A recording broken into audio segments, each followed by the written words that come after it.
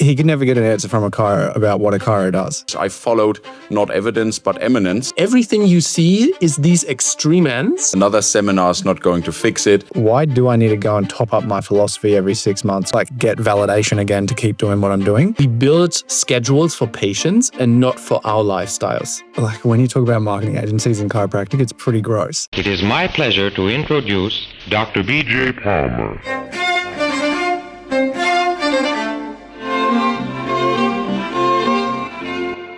Welcome to Chiropractic Masterclass. This is your podcast if you want to grow as a chiropractor and if you want to integrate the latest neuroscience into your practice to go to the edge of what's possible with chiropractic right now. We talk a lot about marketing. We talk a lot about how to design your practice so that chiropractic can become a lifestyle. And today, we have a special guest, Angus Haack. He has an ad agency. Please correct me if anything that I say right now, Angus, is wrong. It's called Practice Do. Today's an agency which aims to make chiropractic marketing profitable again. Because if you are burning money in your practice, there's a good chance Angus and his team can help you. So jump to his website, buy his stuff. But first, we start with this episode and we invited him to talk chiropractic truths, to be a little bit more honest about chiropractic than some of us maybe are. And that's probably because being critical with chiropractic while being a chiropractor can sometimes feel a little bit of a dance. And I thought there's no better dance partner than probably Angus and David, of course. So do you want to introduce yourself better than I could before I start? Welcome. Thanks for having me. You nailed most of that. So my agency stuff, it's a funny thing to talk about because it's like when you talk about marketing agencies in chiropractic, it's pretty gross. It's not a nice topic to talk about. Yes. So basically what I've done is teamed up with someone who is an external marketer who's marketed for chiros for like 10 years in Australia and probably around the world actually. And his biggest thing was he never understood, he could never get an answer from a chiro about what a chiro does. So it was really difficult to market for them. And unfortunately, Facebook ads just worked. And now they don't. And anyone who was relying on those Facebook ads for the last 10, maybe 15 years is now getting punished to the point that they're not even making money from it, but they don't know what else to do.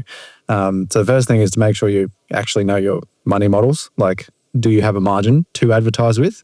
But then the second one, which is probably more important to me and Aaron, is how do you actually make good ads that aren't crap? Because we've all seen some of the ones that are out there.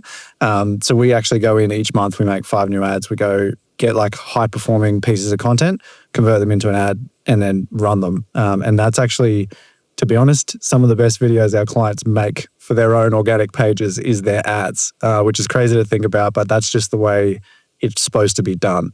Right. So that's kind of what the agency does. Then from my overarching perspective, and probably the reason you guys have reached out lately, has been trying to just change the perception of the public and how they see us as chiros.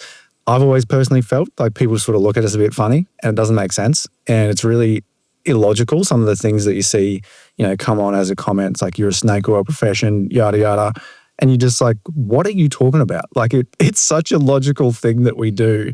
But clearly, there's a gap between what we're seeing and what everyone else is seeing, and our perception and their perception. And the more I go into it, the more I understand it, is a safe way to say it. It's like those Russian dolls. Like I look under one and then there's another one and then I keep going and then next thing I'm too far down the rabbit hole. So it's been a wild journey, but it's been a good one. Met a lot of great people, used to included now, who all do seem to share the same feeling. It's like, we're all sort of aware of it. We all want to change it. But I suppose, as you say, there is a bit of a stigma to walking out and, making sure you're walking down the right line without offending people and making change at the same time. Mm-hmm. Right. Yeah. Yeah, it sounds quite interesting. Thank you for the introduction. Brings to mind, and I want to, Alex, if you have any kind of of something to add there. If not, I would start with the first question to a reel that I saw from Angus that caught my attention pretty well. And it's the same reel. Maybe, Alex, you want to talk about it with this Gauss bell curve. That is quite fitting into that situation, I think. Yeah. Do you think that the perception of the public, Angus, and that is quite interesting because you said that how people perceive chiropractic is kind of wrong or weird. So some people run around like chiropractic, that is a quack profession, that's stupid, it's not scientifically based. How much do you think is it the fault of these, you called them rehab bros, so basically guys with no identity at all, or these, delusional, philosophical weirdos who think that chiropractic is the cure for everything and it is based on the quantum or it is based on metaphysical concepts that cannot be grasped on, that cannot be understood. They are just dogmatic there and they have to be swallowed by the public. And if not, the public is dumb. So, how much do you think is that a kind of influence to the public that is not beneficial for us? Yeah, I think you explained that better than I explained it. Okay, thank you. I genuinely think that is the issue. So in any area of influence, and I can't remember which book it was, but it was one by Russell Brunson, a marketing guy in America, who said you need to be different to be able to make any kind of movement in the world. Mm-hmm. But then there's like standard deviations where if you go too far down one side, you get more sort of negative attention than what you're after. And I truly believe this is just a reflection of that concept where we do have a scope and that's completely fine. Mm-hmm. But the ones who sort of seem to be within the 80%, we're not really going out there throwing our opinions around as much because we don't feel like we need to. We just want to help people. Whereas these last sort of 10% on either end are, the rehab bros are like, this profession's wronged me, all this stuff. So then they're just going out there absolutely smashing the entire profession. And then as you say, that other side, like the philosophy, which is just, I'm not sure where that's come from, but it's a thing. And so both of those parties are just like pouring into the middle, pouring into the perception, and that's what's causing a lot of the issue. And the bell curve really came from, I was talking to some students 2 weeks ago, and I could see, it reminded me of my own journey where you're a student and you're trying to work out, there's like mechanical and then there's philosophy. They were like the two, it's like you're either in one bucket or the other.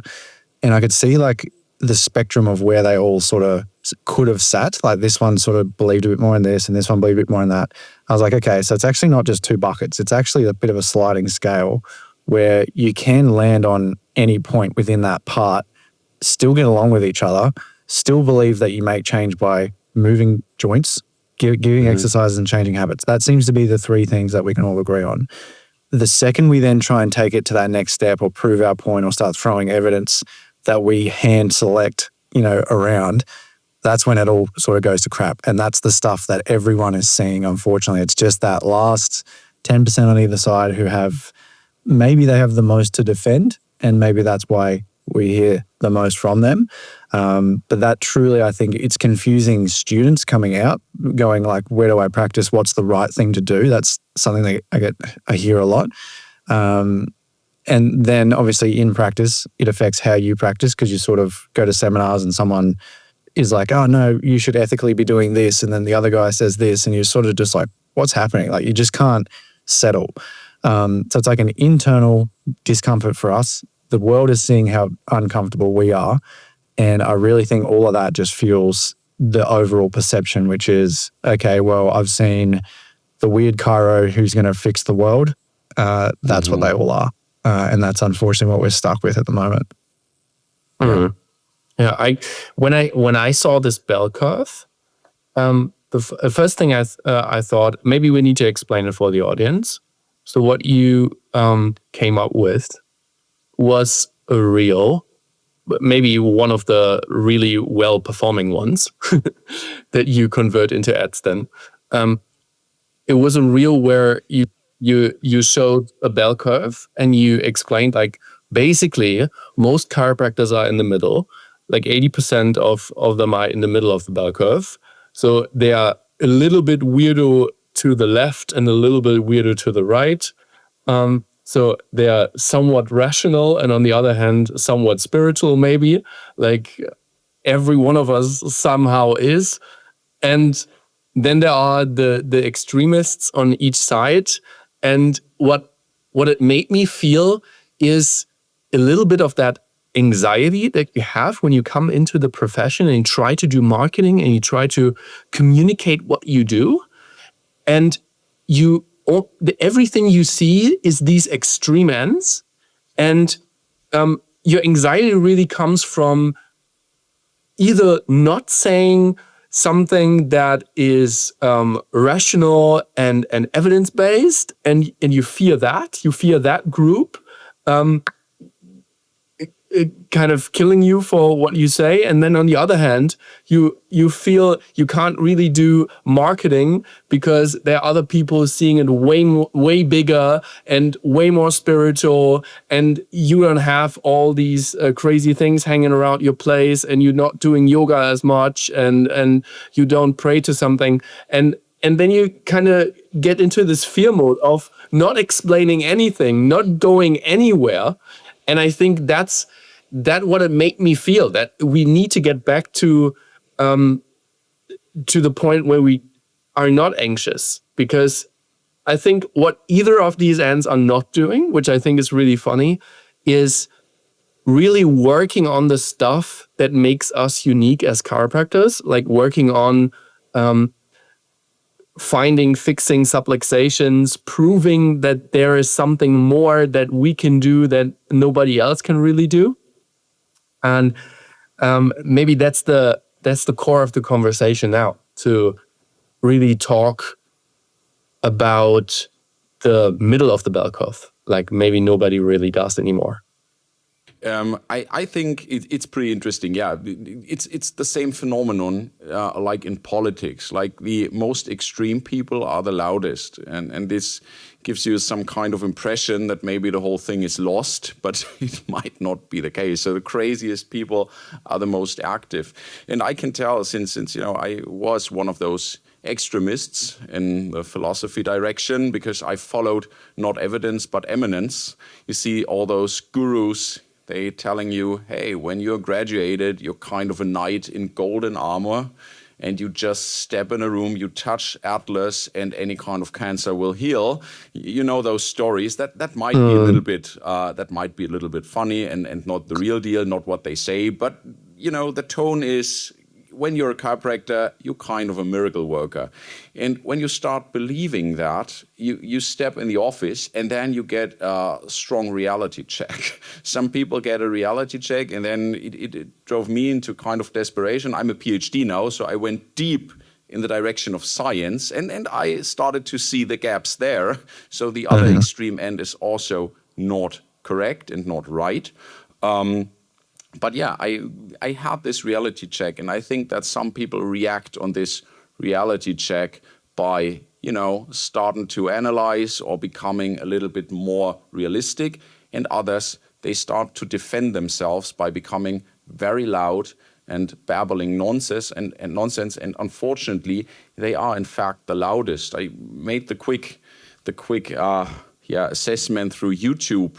And when you watch chiropractic YouTube, there is a lot of stuff going on that is not really beneficial towards chiropractic. Or what would you say? This is just my opinion, and it might be. There are also amazing channels that are very professional. They try to explain very well, not always accurate, but decent and good. What would you say? How do you see this?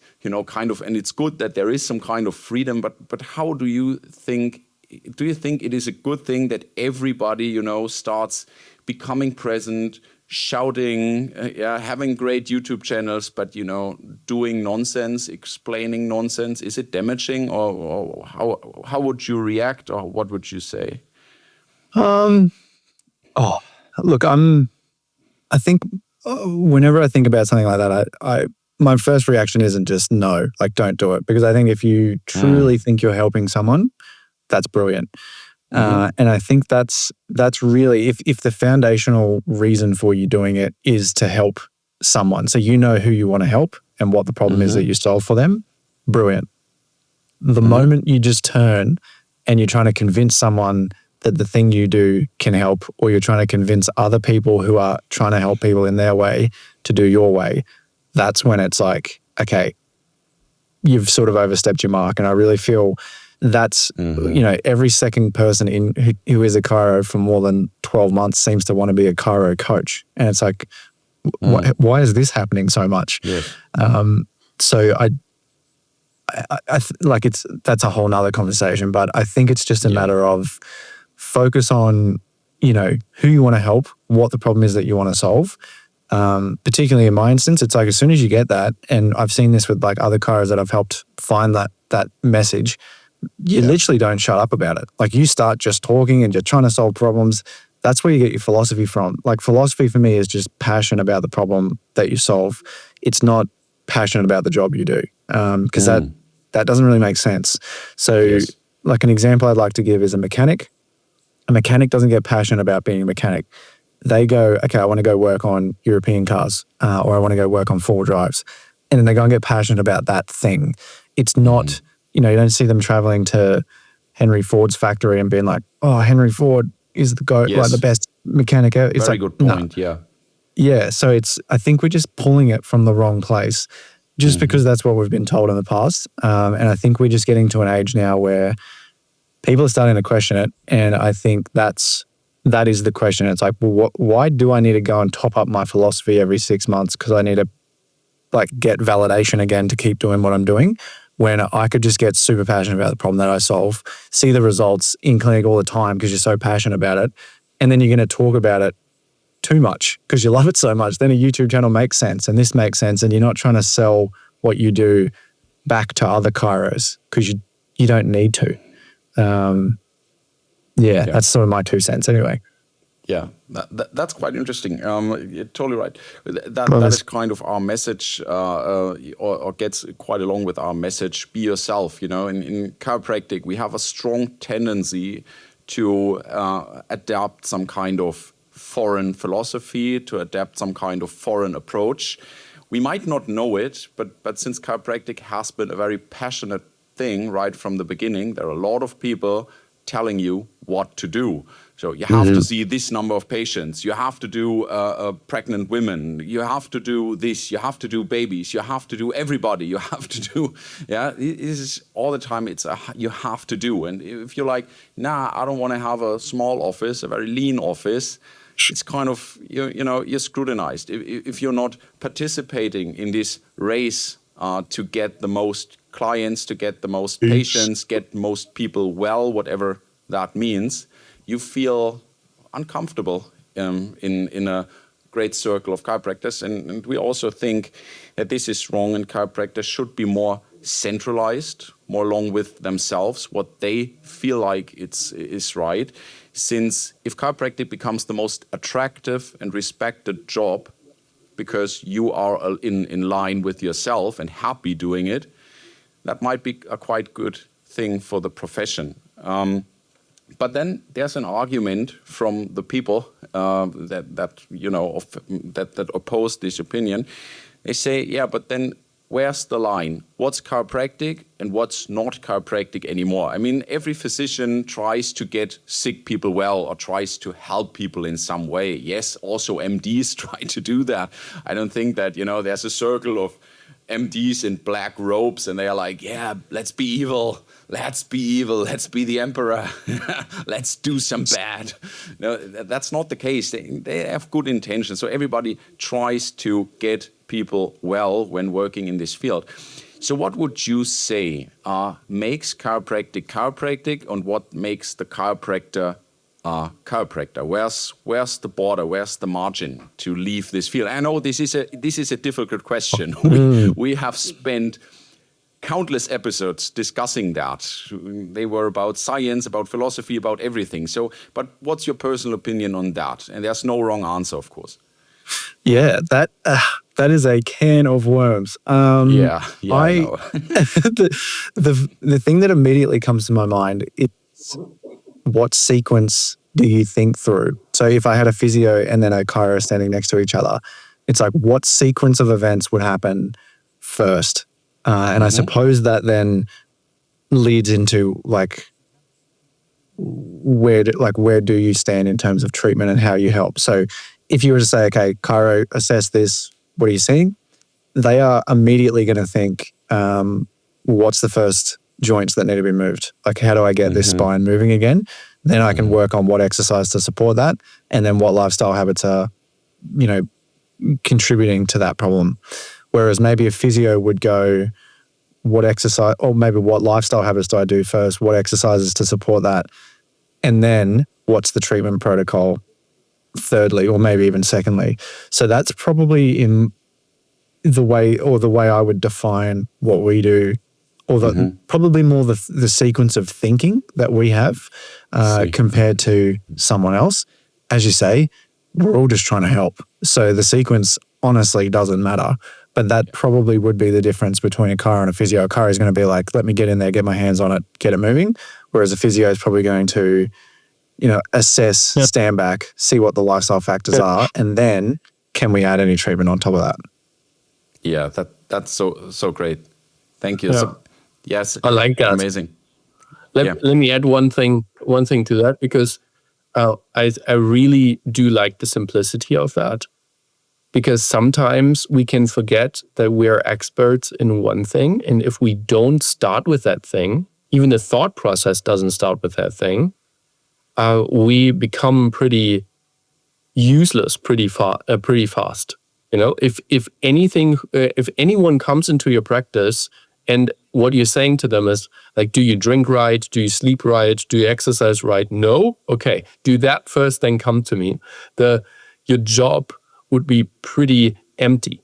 So starting with yourself, starting with chiropractic first is not a rude statement, but I think it's one that protects your thought process that is necessary so that you can do a great job.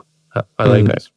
What I like in particular here is that, Angus, honestly, I'm totally not prepared for this episode. When Alex invited you to this, he explicitly told me not to prepare.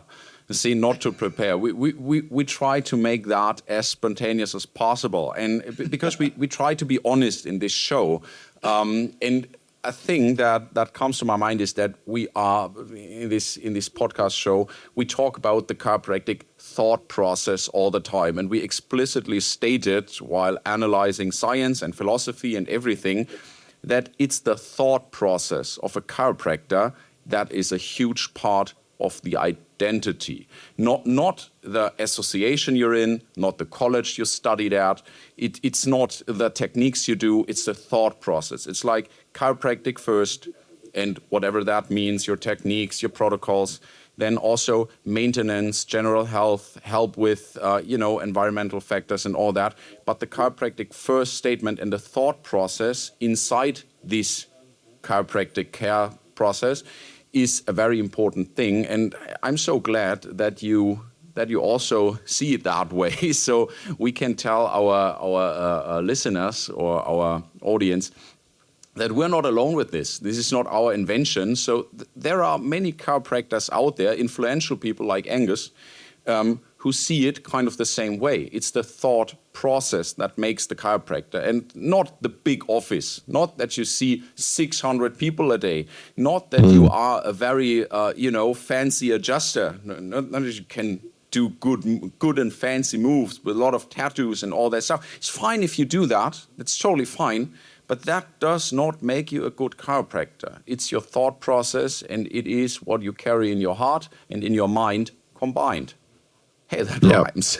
That was good. Put that on a t-shirt. That was good. That was really good. Okay, Alex? And just to to double down on that, so I went and visited a few friends when I was in a different city, maybe a couple of weeks ago. And in the same day, I saw within 2 days, sorry, I saw someone who would be close to the rehab side and then someone closer to the philosophy side. When I was like, hey, can I grab an adjustment? They still did the same stuff. And it's like, that's really where that definition of that 80%, it's like in there, we do the same things. But then maybe when we go past that threshold, you know, the one on the left's just like, oh, I can't help you. Whereas the other ones, and it's not the left and right thing, but it's like, you know, rehab side versus philosophy, maybe they're like, I don't know what they would do. But within that scope, it was literally the same thing. It's just, I think, the frequency and intensity at which you do the sequences. Yes. Yeah, that's great. Yeah. So when we have these different practice models, can we go into the chiropractic rat race? You had also a reel on that or a take on that. Can you explain the audience, like, what do you mean by that? What is the sequence? How do I get into the rat race? And maybe how do I get out? This may piss some people off. So we'll see how it goes. No problem. We piss people off all the time. So don't worry. Don't worry about it. Be just honest. Be totally honest.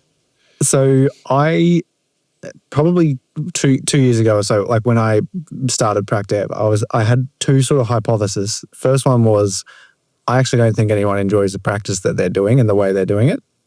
And then the second one was, I don't think they're making as much money as they are telling me. So, you know, they'd tell me they have $1 million practice, but then I'm still buying lunch. And it's like, you know, okay, cool, you have $1 million revenue, but maybe you don't have any money left. So I have been able to confirm both of those things are true. Mainly through the ads agency. People are coming to me, they need help to grow their practice. I assess their data. They do not have any margin to pay for marketing. That's why every time they do it, they lose. They've got no spare cash. Then the enjoyment factor, one of the chiros I actually spoke to who dropped out of the profession, was out for 12 months, just was in the wrong situation, dropped out. I don't know how, but he managed to get himself to a point where he's like, I'm just going to go and observe 10, 15 clinics and just ask questions. Like he hadn't given up. And he did. And he said about 8 to 12 of them who actually had built practices all said that they wish they could just start again. So really, that's the rat race. It's like you build a practice thinking that you're going to, you know, more is better, do more. And there's all these companies that teach that, you know, top line revenue, get a big bloated staff, heavy practice, beautiful spaces, spend all your money, get your revenue up to $1 million and let's celebrate. But then there's just this constant need for more. You have less life left because you're just like killing yourself running that practice. And it's almost like the goalpost just keeps moving. You never get there. Even if you somehow are lucky enough to make some money, you're working anyway. So it's like, where's the lifestyle in this? And I think the final like cherry on top of this is when you see chiros talking about a 3.5-day work week, a 2-day work week, and they're the owner of a practice. They are trying to get out of the job. Like they don't want to be there. And they're putting associates into a job that they don't even want to be at. And then so the associate keeps turning over every 6 months to 2 years. Then the owner has to go back into something they don't want to go back into. And it's just this never-ending loop. And I honestly think if we just said, hey, you know, I appreciate all the sunk costs, like how far you've got to get where you are right now. But if I just gave you a ticket out of here and I just said, you can just go out, you can design how you want to practice and just do that. Keep your overheads as minimum as you can and enjoy, like bake your life into practice. So you may still work 5, maybe 6 days a week, but you're not trying to escape this life anymore. Your life's included in that. That I think is, I think 80% of people would take that. And it's not necessarily a perfect business model or, you know, a fault of a business model. Some practices do have heavy clinics and they love it. And it's like, brilliant. You're only in the rat race when you're trying to escape it. That's really the key sign. So my advice is, you know, sometimes it's just a reflection of, well, again, are you hating the profession because of the way you're doing it? Or do you just need to restructure your lifestyle so that you're actually living while practicing? Because for some of us, it's like the most fulfilling, career ever. So why can't we all have it? Mm-hmm. Exactly. Copied and approved. It's so interesting. We really, again, for the audience, we did not prepare that at all. It's kind of, we tend to preach some of those things you just said are like, exactly the same things we try to explain all the time on the podcast show. And so refreshing to see that there are chiropractors out there who have that kind of rational thinking, that the most important factor in your practice is yourself. And if you're not happy doing what you do, especially because you adapt the ideas, concepts, and ideologies of others who tell you to practice in a certain way, don't do a 2-day week, even if you could, because then you're a bad chiropractor. You're not sharing the light enough, and that drives you into a burnout. Then this is a bad thing. It's honestly a bad thing. You have to be self-centered in a way that you have a good life. You need a good life, and then you can be a good chiropractor. You're not first chiropractor and then human being. You're first human being and then chiropractor. And as soon as you understand that, you can build a practice of your dreams and live a perfect life with chiropractic. And this is the most beneficial thing for chiropractic itself, since it becomes a very attractive job, happy people, and that draws other people in and most probably changes the profession for the better. Alex. Yeah. And even what we experienced is, if you want to make a dent in this universe with chiropractic, make more people chiropractors. And if you want to do that, inspire them to become one. And if you want to do that, live the fucking greatest life you can live with chiropractic. That's our pitch, really. It seems to be yours as well. But if you're working in a marketing agency, right, your pitch could also be become as big as possible, because then I make as much as possible. But you don't. So what's your take on that? You've absolutely We must be following each other's stuff. Because this is exactly the sort of stuff me and my business partner talk about. So I think just to tie off like the chiropractic rat race thing, I don't know where it came from, but at some point we all convinced ourselves, or the business coaches convinced us, that the product that we sell is adjustments. And that is not any further from the truth. It's the chiro. The person in the building is the product. And the second you forget that, like if you're running multi-clinic or you're trying to put associates in, you're stuffed. And I've seen that in multiple levels. Then from a marketing agency standpoint, like Aaron, we could just run ads and have arguments with chiros all day and be 10 times bigger than we are right now. But we turn away half of our sales calls because it's like we actually want to enjoy who we work with and we know who we want to help. So yes, money's one thing, but actually having a fulfilling life that you enjoy is 100% way more important. And I don't think it matters which industry you're in. Mm-hmm. Yes. Yeah, totally. I agree. Let's break the facade a little bit. I have a very urgent question for you. Since we try to be, again, very honest and try to show the people behind chiropractic, try to really show the human being. So what are your deepest regrets in business and personal life, of course, related to chiropractic? Did you make any mistakes you would prevent others from doing? What were your greatest letdowns, or what you say that you took a wrong turn, something like that? What do you think should other people avoid doing, maybe from your personal experience, professional experience? The most immediate one that just came to my mind is I just all throughout university and then straight into practice, I just kept to myself. I just did the work, got through it, and I literally didn't know anyone.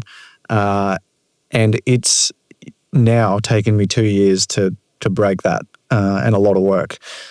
So I think the first thing is, the reason you feel like you're alone is probably because you're isolating yourself. That's the first one. Chiro, from what I can see now online, chiros come in droves. And it's like, it's not like we hate each other. I think I always felt like that feeling of like, oh, what do they recommend or what's their thought on this? So I just didn't say anything. I just kept it to myself. Where if we had have just, opened up a little, put the effort into attending events, getting to know people, it's not a competition. Like if a chiro opened a business literally on the other side of that wall, I wouldn't say that as competition because we're different people, like completely different people. Exactly. And that mindset I would say was my biggest regret. Like literally didn't know a soul outside of the company I was working for. And I had like 2 mates in uni. Good mates, but I had like 2 friends. And now I'm like, wow, I'm almost rekindling relationships now that I should have just had back then. Yeah. Okay. So you're saying get connected with the right people. Maybe not just the gurus. Another seminar is not going to fix it, but the everyday chiropractor that is quite on the same page with you might be a better inspiration than the next $10,000 seminar. Is that what you're saying? Yeah, 100%. And they are 100% out there. That's without a doubt. One of the best ways to find them is to start leveraging social media because it just seems to, when you get it right, I think of, like I talk about push and pull marketing. Push marketing is running ads, going out there, DMing people and being like, work with me. Pull marketing is posting stuff that you care about and everyone coming to you and talking to them.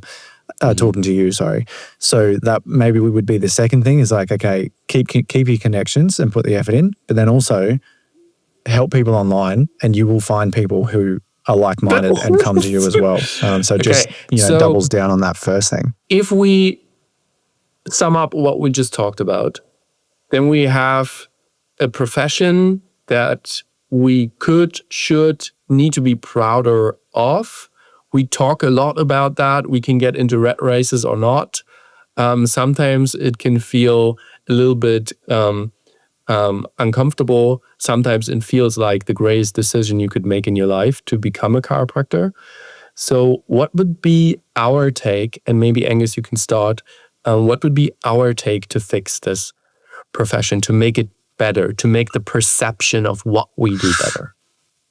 I think it starts by accepting that within the same scope, we're just trying to help people. That's it. And we don't go any further than that. So the arguments that I see come up are, okay, get a joint to move. Most people can say, yep, cool. The second you go to that next layer, if that's, subluxation, it's philosophy, whatever it is, that's when the arguments seem to start. So I think just to get everyone to agree on one part and not overstep our welcome and just be like, look, get the body moving. That's the first thing we do. Awesome. Having uniqueness then is a great thing, and that's what separates you from another chiro. So allowing people to have that difference, completely fine as well. Again, not judging. But for the public's perspective, we probably need to meet them where they're at before we start talking about all the other cool things that can happen, because we all know it can. And one that I talk about, which I've spoken more about lately than I've spoken about in a long time, is just like meeting people where they're at with context. So, sometimes you jump online and chiros are like, oh, I can fix this and I do this and it's all this magical stuff. And it's just too much and it overwhelms people and they don't know, like, that it's fake. And that's pretty much what you're getting back. It's just like a defensive response. So an example that I give is when I was like in the weekend before high school, last year of high school, I was like, me and my mate, I knew I was going to uni the next year. And I was like, we're going to stay single this whole year, bachelors, let's have some fun in our last year. And anyway, we're at this leadership camp. And literally after we said that, we took a photo together. I turn around and this girl walks in this brown dress. And I'm just like, whoa. And then I'm like, if I don't go and talk to that girl, I'm going to die alone in a basement somewhere. Like I've said it, I've got to go talk to this girl. So we have an activity. I go grab her, start talking to her. Obviously, I'm just making like light, common, normal conversation, maybe a little joke, probably missed a few, but that's fine. Like normal conversation. The next night, I don't know how it came about, but she said, "Oh, like nice jumper." And I was like, "Oh, thanks. You know what it's made out of? Boyfriend material." Drop my best pickup line I could ever give. And if I had have walked up to her at the start of the whole weekend and said that, she probably would have just turned around and never spoken to me again. But because it was textual, 12 years later we're married. Like that's my wife. But it's like you've got to meet people where they're at before you go and say something that's just over the top. That's it. Yeah, totally. And that's really, I think, the biggest perceptions problem. It's like we are trying to over-deliver and over-promise. And if we just backed off and we were like, hey, we just get joints to move. That's all we do. People will be like, sweet. And then when we get these other crazy things happen, they're going to want to hear about it and want to know more about it. And that's when we get to educate them on that stuff. And they will actually sell people for us because then they'll be like, oh, they did this and then this and this and this happened. And you've over-serviced and you've under-promised, but well and truly over-delivered. I think that really would solve the problem. It would take so much pressure off, when you graduate where you need to be, because it's just like, let's just get some joints moving. And then that secondary part, instead of it being the primary thing that we all speak about, it's like that's the backup stuff that is more depth once you get to know someone. Yeah. Interesting. That's very good. Yeah. This is why I always say do health talks for successful patients because they are willing to listen. So if you have new people coming in, they have neck pain, back pain, headaches and all this stuff, and you tell them something about better cognition, better sleep and all that, they won't listen because they're not interested. They cannot move their head. That's the problem. But if you have a patient who's very successful, pain's gone, they feel great, they might be interested in their better cognition, better sleep, better digestion, better immune system, better whatever. Yeah, they might listen. So this is the right way to go. Just collect them where they are. Yeah. You don't have to over deliver. Just deliver. That's a very important thing. Yeah. I think that would it seems so simplistic, but I think that would just help on so many different levels. And they're asking at that point too, it's like, hey, I noticed this. And then they're inviting the conversation, which is a completely different way to learn than force feeding someone something they don't want. Exactly. Yeah. So Alex, it's your turn. So what would be coming from that?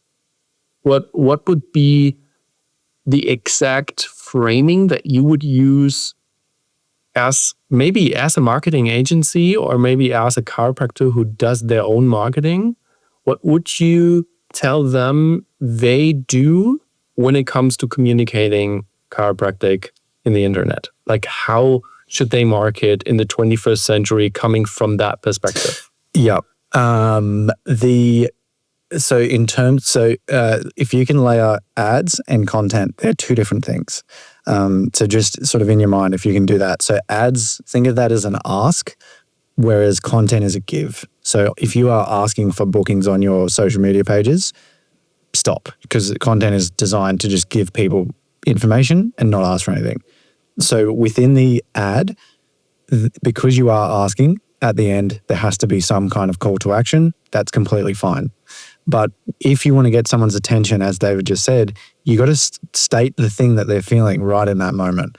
So, if it is low back pain, it's low back pain. And unfortunately, a lot of chiros, they don't want to talk about that, but that's where people are at. And just be humble. That's where they're at.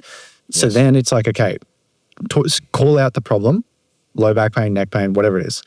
But then instead of just listing, so where we've gone wrong in the past is we just list symptoms and then we say book an appointment. So we'll be like neck pain, back pain, shoulder pain.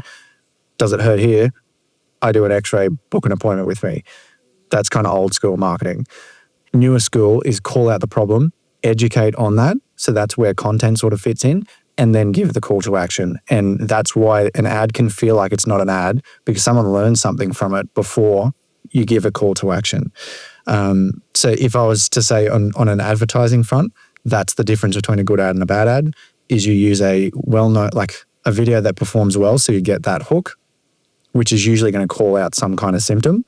then, it might be like, if you're 30 and you can't do this anymore, it could be because of this. Then you educate, and then you say the way we find out, what's really causing the problem is we do this exam, and it almost invites them through that process.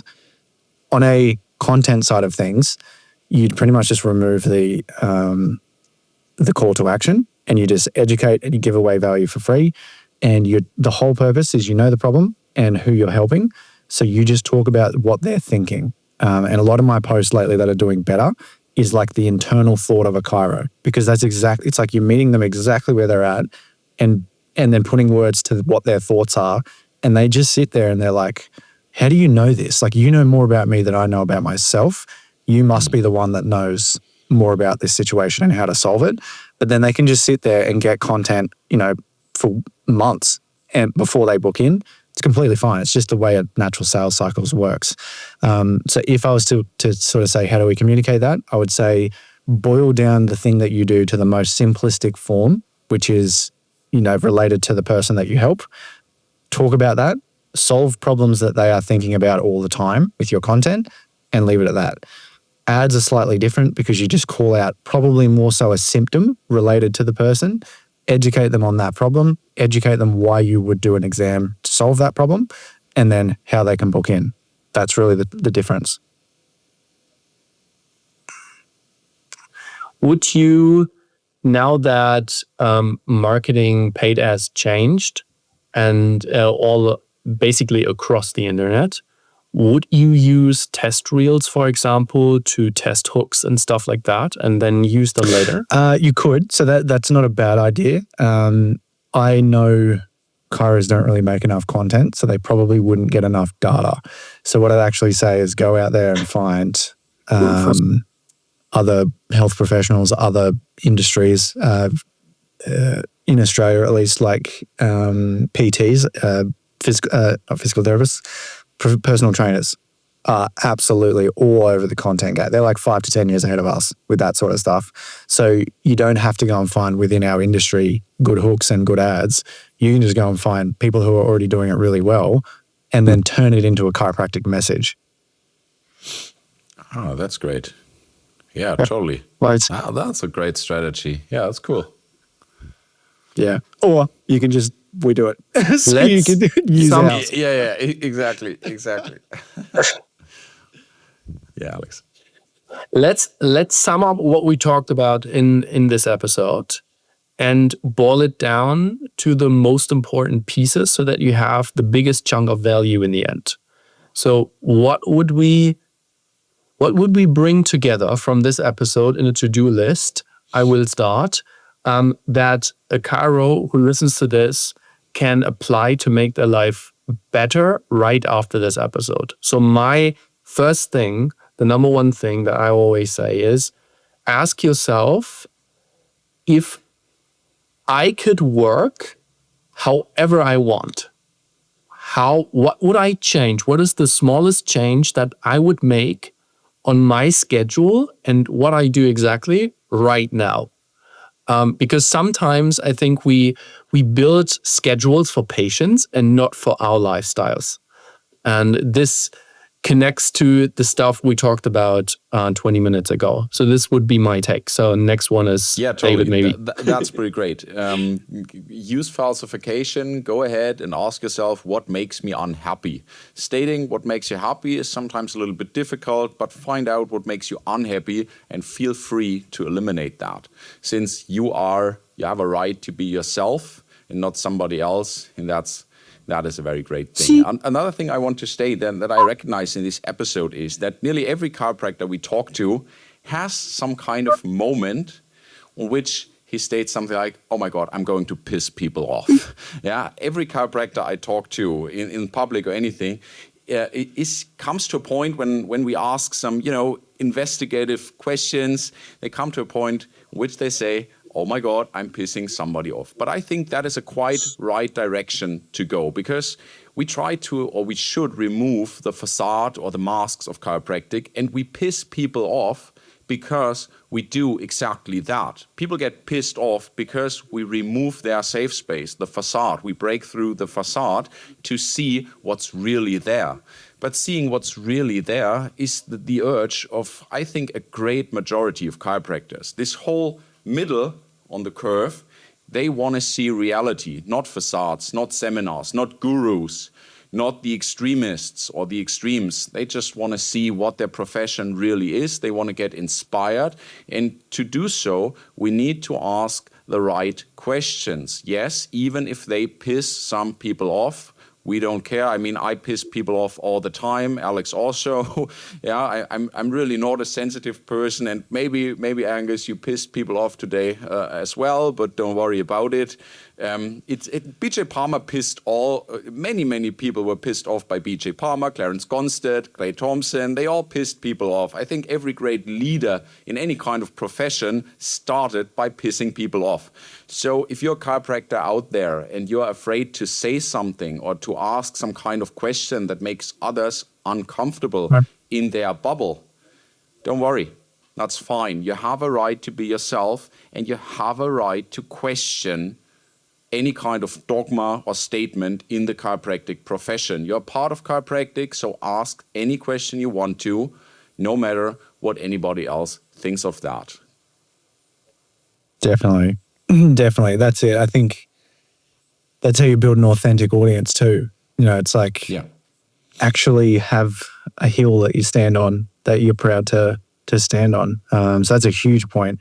I think maybe something we haven't mentioned, which is sort of leads into the lifestyle side of things, is I would sometimes question people on what is actually like the perfect patient journey that you would actually want to take someone through and be super proud of that. And you see them in the street and you're high-fiving each other. And I do wonder sometimes that we just maybe adopt someone else's model, pay for $10,000 for a course, so we have to do that one. We get told that's the only way you can make money, etc. And I just think, you know, if it was, I don't know, someone you deeply cared about, or if it's your mum or your dad, whatever, like what is the perfect patient journey? Like what are you missing out on? And I know we can do better with our service. So I'd say, yes, bake your life into it. But then two, like what's the experience that you're creating? And are you intentionally creating it, or are you just sort of, you know, going through the motions? Because that I really think is what leads to burnout. It's almost a bit of guilt, you know, if you're not practicing the way you really feel like you should. And it could just come from the fact they haven't thought about it properly. True. Yeah. To end this all, give us a question for the next person that we have here as a guest. You don't know who it is.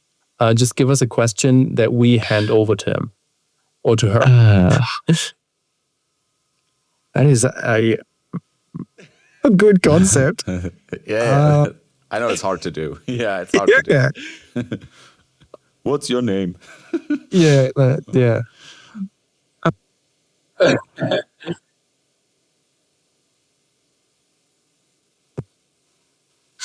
I would probably like to know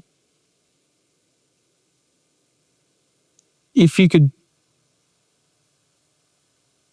go back even, or if you were asked to present on stage at a random seminar and it was a room full of people who aren't chiros,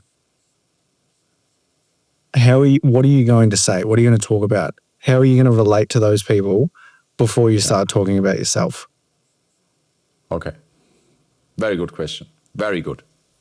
It's a very good question, Angus. That's very good question. Thanks, man. Good luck. It's an amazing question, since it's always easy to talk before a bunch of chiros, but to be, you know, being the foreigner, not the hero, that is a hard thing to do. So it's a very, very good question, and I'm very curious what the answer will be.